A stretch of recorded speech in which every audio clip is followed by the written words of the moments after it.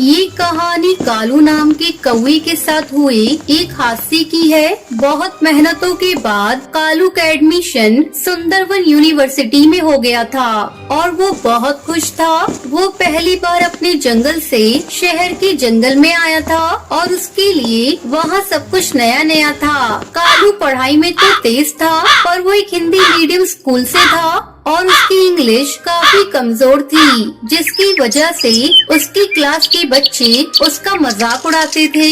लेकिन कालू अक्सर लाइब्रेरी में बैठा पढ़ता रहता था। पर एक दिन जब वो लाइब्रेरी की शेल्फ से एक किताब ले रहा था, तब अचानक उसे शेल्फ की दूसरी ओर एक डरावना सा चिड़िया का चेहरा दिखा, जिसे देखते ही वो चिल्ला उठा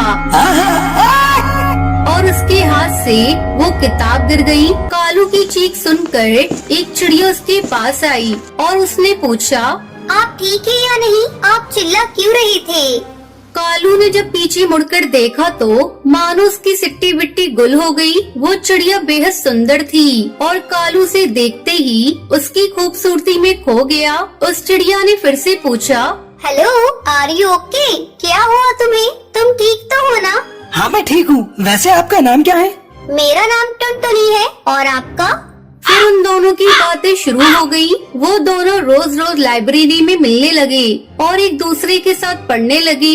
कालू को वो चिड़िया काफी पसंद आने लगी। पर एक दिन अचानक वो चिड़िया गायब हो गई। कुछ दिन तक जब तक वो चिड़िया लाइब्रेरी में नहीं आई, तब कालू ने पूरा कॉलेज छान मारा। वो कहीं नहीं थी, बल्कि उस नाम की कोई चिड़िया उस कॉलेज में पढ़ती ही नहीं थी। ये मालूम होने पर कालू सीधा लाइब्रेरी में बंटी कबूतर के पास गया और उससे पूछा, जो चिड़िया मेरे साथ रोज पढ़ती थी उसका क्या नाम है और वो कहाँ मिलेगी? तब उस लाइब्रेरियन ने उसे बताया, क्या बोल रही हो? मैंने कभी भी तुम्हें किसी चिड़िया के साथ बैठे नहीं देखा। तुम तो रोज यहाँ अकेले पढ़ते थे।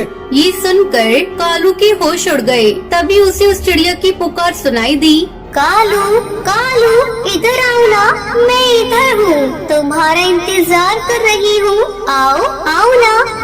वो आवाज लाइब्रेरी की उसी कोने से आ रही थी जहाँ वो चिड़िया उसे पहली बार मिली थी। वहाँ वो चिड़िया शेल्फ की तरफ अपने असली रूप में खड़ी थी। कालू ने उससे पूछा, तुम कौन हो? तुमने मुझसे झूठ क्यों बोला? जवाब दो मुझे, मैं तुमसे कुछ पूछ रहा हूँ। तभी वो चिड़िया पीछे मुड़ी। वो कोई और नहीं, भूतिया टूनी चिड़िया की आत्मा थी, जिसे देखकर कालू डर गया। मैं कोई चिड़िया नहीं हूँ कालू, मैं भूतिया टूनी चिड़िया की आत्मा हूँ। यहाँ कई सालों से मेरी आत्मा भटक रही है और मैं पक्षियों को अपने जाल में फंसाकर उन्हें मार देती हूँ। अब तुम्हारी बारी है। ये कहकर वो उस पर वार करने वाली होती है। तभी वहाँ लाइब्रेरियन बंटी कबूतर बाबा को लेकर पहुँच जाता है। जिगर बाबा उस पर पवित्र जल डाल देते हैं। ये क्या कर रही हो? मैं कहती हूँ रुक जाओ, वरना इसका अंजाम बुरा होगा। जल रहा है, जाने दो, मैं दोबारा ऐसा कभी नहीं करूँगी। ये कहते हुए वो जलकर राख हो जाती है और अब कालू कौवा सुंदरवन यूनिवर्सिटी को छोड़कर वापस अपने गांव के जंगल चला जाता है। लेकिन अब भी वो हादसा कालू भूल नहीं पाया है।